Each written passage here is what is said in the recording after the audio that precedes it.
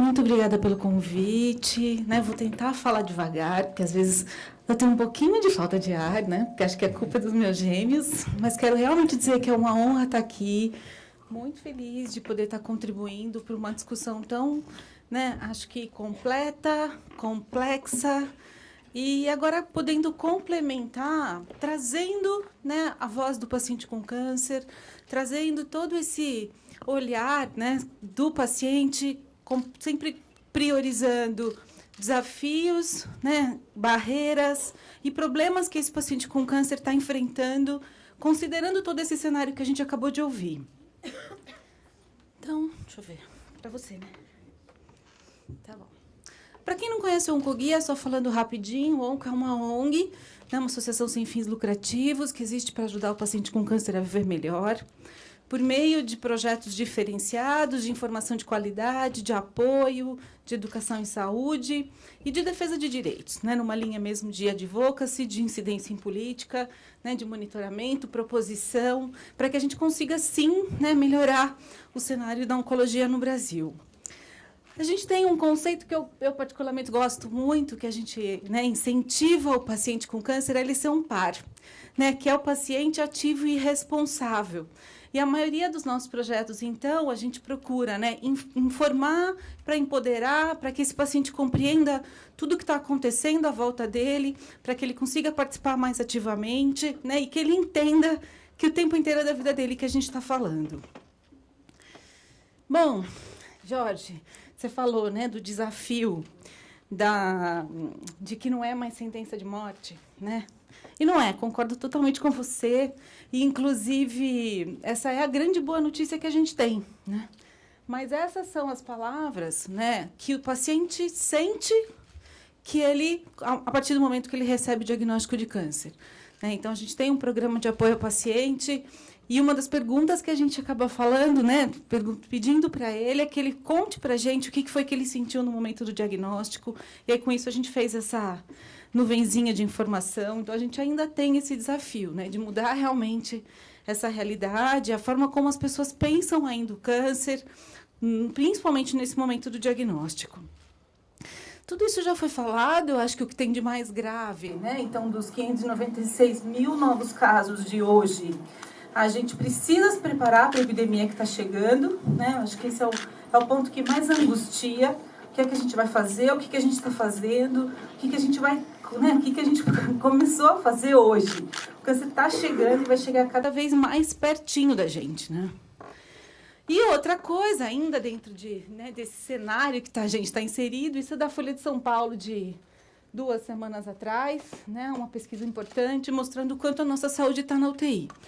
E aí a gente precisa de mais dinheiro, e aí, né, a gente acabou de ouvir o Dr. Carlos Gil falando de tanta coisa nova chegando, né, de tanto avanço, de tanta coisa que vem sendo estudada e planejada há tanto tempo. Como é que a gente vai fazer para que isso vire acesso, né, para que isso chegue naqueles que mais se importam, né, que são realmente os pacientes?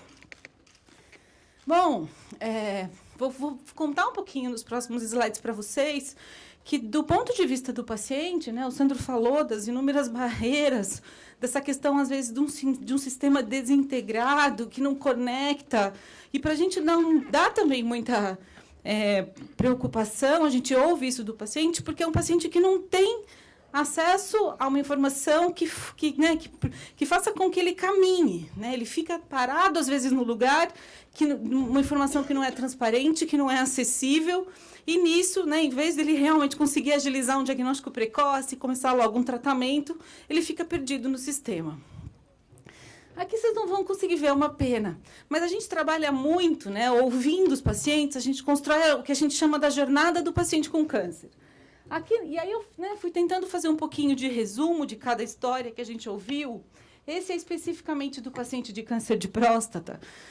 E quando a gente, né, analisa as histórias e o que eles trazem, né, então, pensando um pouquinho no de próstata, olha o que os pacientes nos contam, né? Eles nos contam de um desalinhamento de informação, né? Então, assim, que idade que é para fazer? É para fazer? Não é para fazer? Né? Às vezes eu vou fazer, meu médico não faz. Né? Então, um ponto importante de desalinhamento de informação, né, sinais e sintomas negligenciados, o peso realmente do diagnóstico de um câncer, né, vamos lembrar, é homem falando, né, para o homem realmente, né, tudo no mundo, né, do mundo da saúde é mais difícil. Eles reportaram muito a importância de uma conversa franca com o médico para a tomada de decisão, onde todas as opções sejam colocadas na mesa para que a melhor decisão seja tomada. Né? E, assim, quais são as melhores estratégias para garantir qualidade de vida? Então, esse paciente de próstata. Ouvindo um pouquinho as de útero, né, o que veio muito forte é um desafio da falta de informação de qualidade. A gente acabou de fazer um projeto muito bacana em Campo Grande, de capacitação de agentes de saúde sobre HPV, sobre câncer de colo de útero, e entrou mama. E, gente, assim, foi assustador o quanto, né, os próprios agentes de saúde não estavam preparados para passar a melhor informação, eles tinham dúvidas sobre o HPV, não existe conexão entre o HPV e a prevenção do câncer de colo de útero, né, porque a vacina existe, né, assim, eles sabiam que a vacina existe, ponto. Né, então, a gente viu coisas muito importantes, assim, né, então, para que o Papa Nicolau, para que a vacina, né, para que a mamografia, a confusão da idade da mamografia, isso, né, acho que, assim, quando a gente vai ouvir a paciente, espelhando tudo isso nela, né? Trazendo tudo isso para ela e para a dificuldade dela entender e dela conseguir fazer. Né? Faço ou não faço? Em que momento eu faço? Tudo isso é bastante importante. Acho que no câncer de colo de útero a gente vê um certo preconceito presente, né? Que acho que a gente precisa trabalhar muito para mudar. A demora para diagnosticar, né? Também a questão de sinais e sintomas negligenciados. A gente ouviu de muitas pacientes de um sangramento contínuo que não foi olhado, né, que não foi priorizado. E a questão também, que foi mencionado bastante, que é um tratamento pesado, né, que é uma paciente que merece muita atenção aí no momento do tratamento, às vezes junto à bracterapia com a quimioterapia, do quanto tudo isso fica muito pesado para elas, a ponto de elas serem umas pacientes que elas não querem aparecer. É uma paciente que a gente tem muita dificuldade de conversar, olha lá, a falta de ar chegando. De fazer com que elas estejam junto com a gente. Elas realmente ficam bastante acanhadas no enfrentamento da doença. O colo retal, a gente ouviu muito essa questão também da falta de informação sobre prevenção e sinais e sintomas. Um paciente perdido, né, de quem que é o médico, para onde eu vou, né, pacientes que passaram por vários médicos até conseguirem fazer o diagnóstico. Né, não vou no colo prócto, vou no clínico geral, né, ele fica rodando também muito tempo para conseguir fechar o diagnóstico. Qual é o exame correto? Né? A gente tem o desafio da colonoscopia, que na cidade de São Paulo tem uma fila de 6 meses para fazer uma colonoscopia. Então, a gente precisa olhar para a disponibilidade desse exame, entender realmente a real importância e como é que a gente consegue fazer com que o Brasil tenha um programa de rastreamento para colo retal, né? Porque acho que na mulher é o segundo mais incidente, a gente precisa olhar para isso. De novo, a questão do tempo, né? Muito tempo para diagnosticar e tratar o tratamento, e começar o tratamento. Aí a gente só coloquei uma historinha aqui, né? Que a gente ouviu. A dona Ana, ela tem 53 anos, né? Ela começou com dores abdominais, intestino preso, foi perdendo peso, procurou o posto mais perto da sua casa, mas ela nunca tinha ouvido falar, nem de colonoscopia, e nem sabia que existia câncer no intestino. Ela chegou no posto, não tinha médico. Ela demorou mais de 40 dias para passar com o médico. O médico não examinou, mas deu um vermífugo para ela. Dona Ana continuou com sintomas e com dor. Voltou ao médico 3 meses depois. E dessa vez, um novo médico ouviu suas queixas e realmente pediu uma colonoscopia. Ela aguardou uma fila de 6 meses para fazer o exame. E quando veio o resultado, já se tratava de um câncer de colo retal com metástase no fígado. Hoje ela está em tratamento do SUS, mas a gente sabe que ela não tem acesso ao melhor tratamento para o caso dela. Né? Bom, mais uma jornadinha, prometo que é a última, mas acho que vale a pena a gente falar, que a gente tem um grupo de pacientes com câncer de mama metastático, que o Oncoguia trabalha de maneira muito ativa e muito próxima, já há 4 anos. E eu acho que deste grupo, né, o que vale enfatizar essa frase, né, que veio muito forte na reunião, que para elas a possibilidade de ficar sem acesso ao tratamento, né, é impossível, né? É realmente insuportável. Elas sabem que elas têm uma doença crônica, que elas precisam combater diariamente. Então, é importante ter armas para que elas possam continuar batalhando pela doença, né? Para o controle da doença. E aí, essa é a Carlinha, né? E a gente, nesse grupo, a gente tem paciente do SUS e pacientes de plano de saúde. E esse depoimento, para mim, né, mexe muito comigo, porque ela falou, ela quis falar muito nela, quis falar, Lu, preciso, né, fazer um depoimento de fazer parte aqui do grupo, mas ela falou, eu preciso confessar para vocês que nesse momento eu preferia ser ignorante, né, e não entender essa dura realidade que eu estou enfrentando. Né? Por que neste grupo aqui, né, onde a gente está junto, batalhando pelas mesmas coisas, a gente tem, né, diferenças tão importantes de acesso? Né? Por que eu realmente não posso ter acesso àquilo que a minha amiga que está sentada aqui do lado tem? Né? Bom, acho que o que fica claro, né, voltando lá no nosso labirintinho, né, que realmente da prevenção ao vivendo com câncer, a gente tem pontos que o paciente se perde, né? Então, como é que a gente prioriza sinal e sintoma? Qual que é o médico que deve ser procurado? Eu tive uma super oportunidade agora, né, Raquel, de participar de um projeto que a INS me convidou, que o lançamento, inclusive, é agora na primeira semana de outubro, que chama Oncorrede, né? E que a discussão foi exatamente essa, né? Como é que a gente organiza a jornada do paciente? Como é que as etapas são organizadas? O que é priorizado? O que não é priorizado? E acho que vem aí um projeto muito bacana, que acho que vale todo mundo olhar de perto e que, de repente, a gente pode aprender muito com ele e pensar em estratégias para o SUS. Quando a gente, hoje, né, coloca realmente o paciente no centro, né, e ele recebe o diagnóstico, gente, o que a gente vê? Né? Então, é um paciente desinformado ainda, muito. Né? Assustado, fragilizado, inseguro, né? Com aquele peso do eu vou morrer. Né?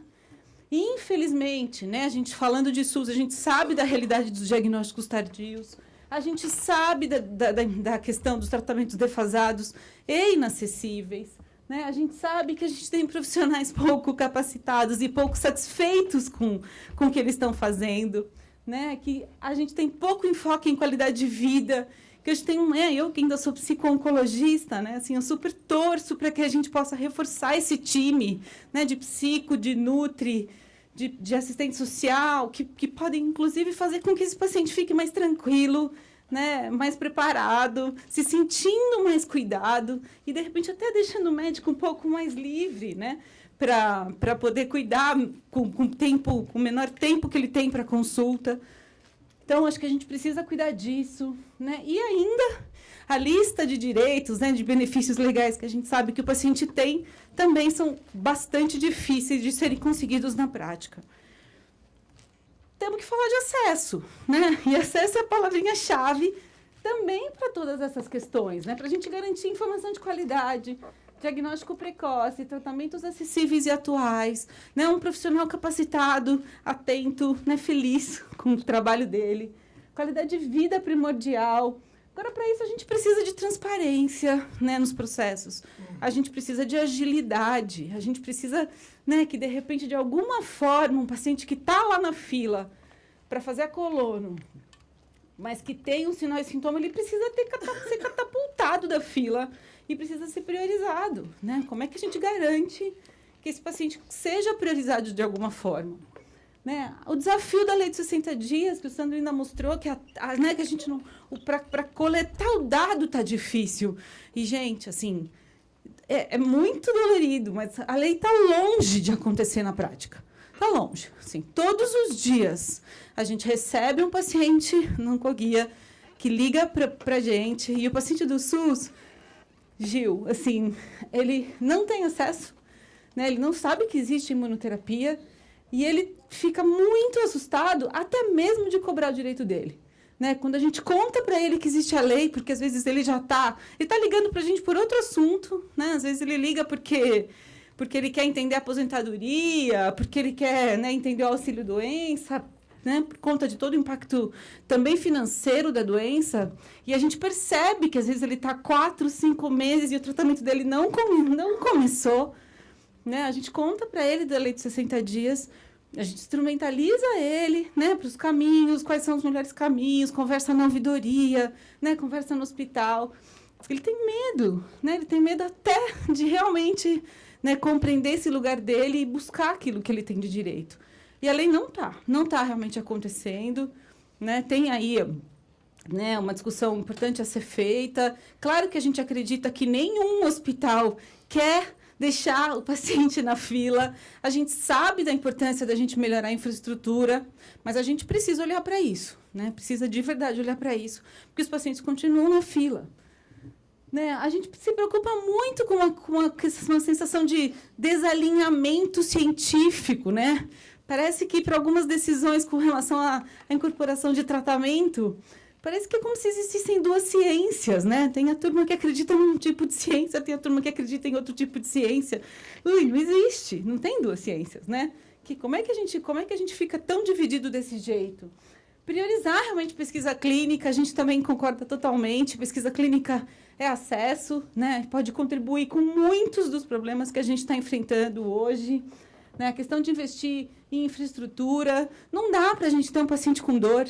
Né? E hoje a gente também fez recentemente uma pesquisa e 80% dos pacientes com câncer que participaram da nossa pesquisa sentem dor, né? O tempo inteiro, de moderada a severa. Bom, né? Acho que aí é uma provocação, né? Assim, os caminhos, né, que a gente tem hoje para discutir a questão de melhorias de acesso a tratamento, eu questiono, são caminhos ou são barreiras? Né? A gente tem que pensar um pouco, né? Acho que a gente tem os desafios com a Anvisa, que às vezes demora. A gente tem o desafio do prazo para registro, depois a gente vai para a parte de pesquisa clínica. Depois a gente tem, claro, né, a importância da Conitec. A Conitec foi criada para a gente conseguir olhar para essas discussões. E hoje a gente tem uma comissão que olha para as questões de incorporação de novas tecnologias. Depois a gente tem prescrição do médico, a gente tem os PCDTs criados, né, que também dizem lá o que é como uma recomendação do que é para ser usado ou não. A gente tem as APACs, né, que talvez precisam ser atualizadas, que estão bastante defasadas. Mas o que a gente vê na prática é que realmente os novos tratamentos para oncologia pela Conitec, eles não são, né, eles não têm sido incorporados, né, recomendados, porque o que a Conitec faz, se não existe a compra centralizada, é uma recomendação. A gente tem né, essa angústia aí da questão de se é caro, né, se não tem eficácia. Aí tem um lado da ciência que fala, mas o mundo inteiro usa. Né, e a Conitec diz, não é bom, né, não é custo-efetivo, não dá para a gente pagar. Então, se não dá para a gente pagar, né, quanto custa? Quanto daria para pagar? Se é bom e não dá para pagar, quanto daria para pagar? A gente quer ajudar, né? A gente quer ajudar a brigar, provocar, fazer o dono do produto descontar, está disponível para negociação. Mas a gente também não sabe qual é o dinheiro disponível. E aí, né, o Gil falou um pouquinho da judicialização, o que está sobrando é acesso via justiça. Né? E eu acho que a gente está muito preocupado. A gente também não acha que é a saída, a gente também fica muito preocupado com os rumos da judicialização, a forma como esse assunto tem sido tratado. E o nosso pedido a gente tem que olhar para as causas. Né? Judicialização não pode ser olhada como efeito. A gente precisa olhar para as causas, e as causas estão aqui, gente. Né? De verdade. Né? Não é à toa que a judicialização está com o tamanho que está. A gente tem uma série de problemas, a gente tem, né, o Tiago fala muito que existe a judicialização, como é que é? Agora eu vou esquecer, mas assim, né, aquela que realmente não pode acontecer, que não tem o menor sentido, mas tem a judicialização que é a que está hoje defendendo o paciente. Então, a gente precisa realmente olhar para isso, né, com muito cuidado, porque... E mais uma vez, né, tentar juntos discutir a causa de tudo isso. Acho que aí é uma pergunta para vocês, né? Que cada um daqui se coloque um pouquinho no lugar do paciente, mas diante do câncer, né? O que a gente espera, né? O que um paciente espera? Né? E, de verdade, você já recebeu o diagnóstico. Né?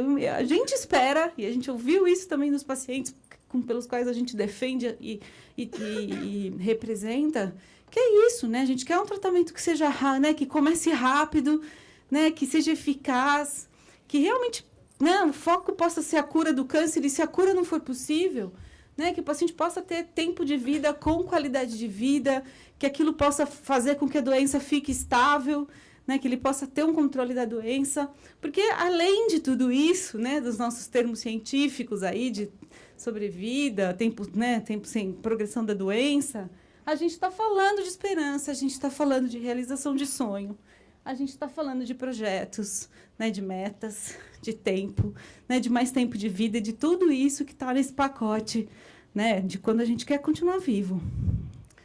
E aqui está a Carlinha, ó, que eu falei lá para vocês, né, que ela falou que ela preferia se sentir ignorante, mas ela não quis isso. Continua super engajada com a gente, lançou com a gente a Rede Mais Vida, que a gente lançou agora há 15 dias atrás. E é isso, né? Acho que nós podemos e queremos mais chances de vida. E fico por aqui. Obrigada pela atenção de vocês.